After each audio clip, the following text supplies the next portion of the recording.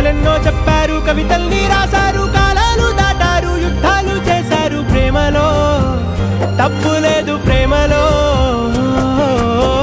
వేల వేల వెన్నెలంత మీద వాలి వెలుగునంత మోయమంటే నేను ఎంత రే.